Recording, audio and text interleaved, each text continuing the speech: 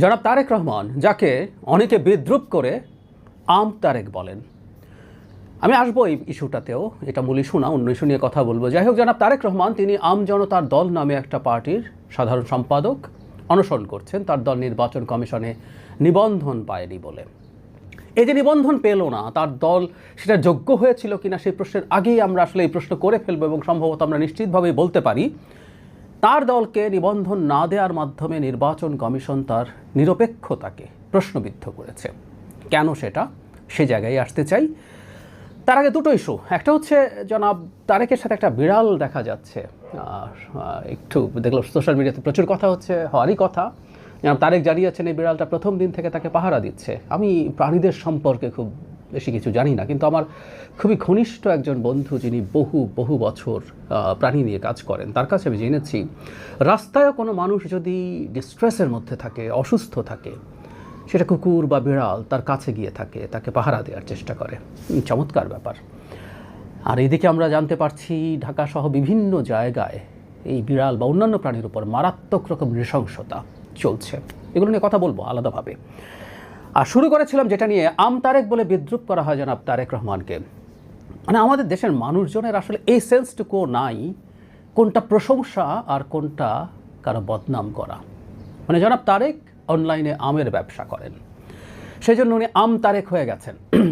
বোকা আসলে লোকটা, কারণ হলো যে জায়গায় তিনি ছিলেন গণ অভ্যুত্থানের পর, এই অভ্যুত্থানে তিনি অ্যাক্টিভলি পার্টিসিপেট করেছেন। শুধু এখন না, ইনফ্যাক্ট আমার যতদূর মনে পড়ে তিনি কোটা সংস্কার আন্দোলন যখন 18 সালে হয়েছিল তখন থেকেই খুবই অ্যাক্টিভলি আছেন। সো অনেক ধান্দা করে বহু কোটি কোটি টাকা বানিয়ে ফেলা বানাতে পারতেন। একজন রাজনীতিবিদ যিনি সৎ থাকার জন্য ব্যবসা করেন, আমের ব্যবসা করেন, আম না যে কোনো ব্যবসা হতে পারে, বৈধ যে কোনো ব্যবসা করেন, সেটা প্রশংসার হবার কথা ছিল। অথচ আমি দেখি তার শত্রুরা, তার বিরুদ্ধের লোকজন তাকে আম তারেক বলে বিদ্রূপ করছে। আমরা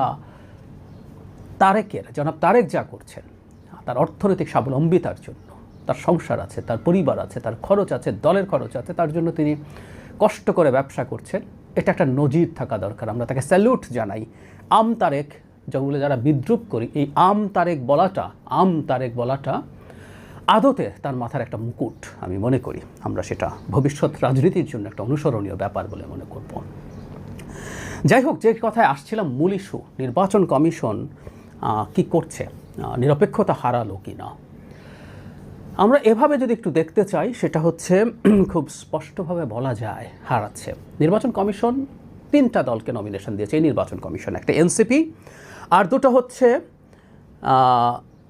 বাংলাদেশ সমাজতান্ত্রিক দল মার্ক্সবাদী ও বাংলাদেশ আম জনগণ পার্টি। আম জনগণ পার্টির প্রতিষ্ঠাতা হচ্ছেন জনাব রফিকুল আমিন। ডেস্টিনির মাধ্যমে তিনি বহু মানুষকে প্রতারিত করে, বহু মানুষের টাকা মেরে দিয়ে কী করেছেন আমরা এগুলো জানি। তিনি এটার জন্য শাস্তি পেয়েছেন, জেলে ছিলেন, সেখান থেকে বেরিয়ে এসছেন। হ্যাঁ, সাজার ভোগের পর তিনি দল করতেই পারেন, তিনি যদি দলের যে রীতি বা নিয়ম আছে, আইন আছে, সেটা যদি না ভাঙেন তিনি সেটা করতে পারেন। কিন্তু প্রশ্নটা অন্য জায়গায়। প্রশ্নটা হচ্ছে তার দল কেন, বা অন্যটা মার্ক্সবাদী যে কমিউনিস্ট পার্টি, তারা কেন পেয়েছেন।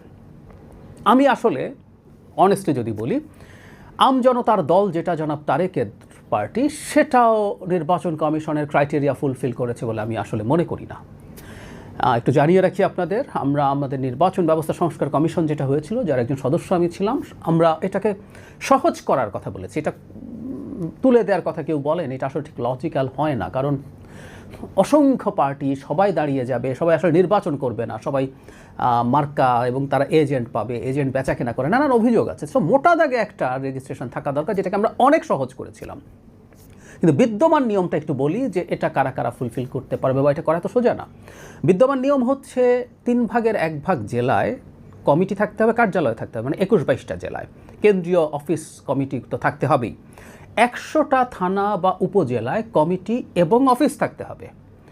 এর বাইরে প্রত্যেকটা থানা বা উপজেলায় 200 জন ভোটার আপনার সমর্থক আছে, এই রকম ডকুমেন্ট দিতে হবে, রীতিমতো ন্যাশনাল আইডি কার্ডের মানে নাম্বার এবং তার ফোন নাম্বার সহ, যাতে তারা ভেরিফাই করতে পারে। তার মানে হচ্ছে 200টায় 100 করে যদি হয়, 20,000 মানুষের ডকুমেন্ট দিতে হয়। এই হচ্ছে ক্রাইটেরিয়া। গঠনতন্ত্র সহ আরও কিছু ব্যাপার আছে, ওগুলো পেপার ওয়ার্ক, সেটা হতে পারে। সো এই হচ্ছে মোটা দাগে নিয়ম। সো আমি সত্যিই মনে করি না আম জনতার দল এটা ফুলফিল করেছে, এটা আমার মনে হয় না।